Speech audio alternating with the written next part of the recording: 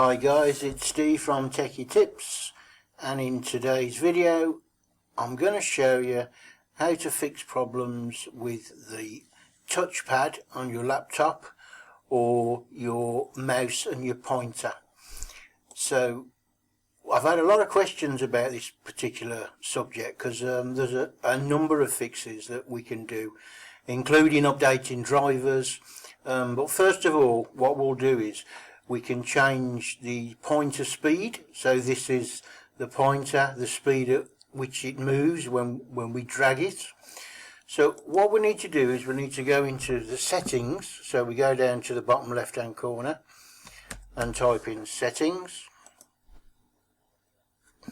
And then when we get to this particular menu here, we need to go to ease of access. So if we go to ease of access here, left click, and then on the left hand side of the keyboard we have a number of options, and the option that we want to look for is mouse. So it's this one here. So if we left click on mouse, and this gives you control your mouse with a keypad, turn on the mouse keys to use numeric keypad to move the mouse pointer. Well, I have that set to off, but what the option that we want is change other mouse options.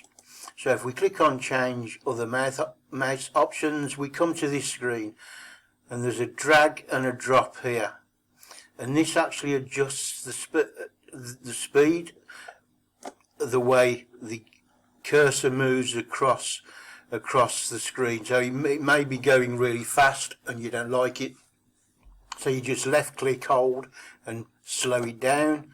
Or if you want to make it faster, you can move it, left click and hold and move it to the right. Okay, you can also choose how many lines to scroll each time when you're rolling on the roller on your mouse. So there's a drop down here, one screen at a time. Select inactive windows. When I hover over them, I always keep that on as well. So I normally have the cursor speed about set to 10, which seems to do me fine. So if you are having problems with your cursor, then that's the way you can adjust the speed. Now the other problem that we get is that sometimes the touchpad doesn't work, or as you can see now, when I'm moving this particular touchpad, this doesn't have a problem, but you can move it, and if you move it to the right it actually goes to the left, or if you move it to the left it'll go to the right, and that can usually be down to a driver problem. So what we need to do is we need to go and have a look and update the driver. So we go into the search button again and we go to device manager, which is this one here, and we left click, and then what we're looking for is mice and other pointing devices. So for this one we're looking at, because I've got a Dell, we're looking at the Dell touchpad, which is this one that I've highlighted here. And if we go to right click on your mouse and go to properties, we can see that this device is working properly, but we can go to the driver. So that's this tab here, driver, and that'll give you all the details of the driver. Now what we can do is if the touchpad is playing up, then obviously you're going to need to plug a mouse in, so you can move around, and that should get you out of, because obviously your touchpad isn't working. So we come to the driver details and we can do update driver.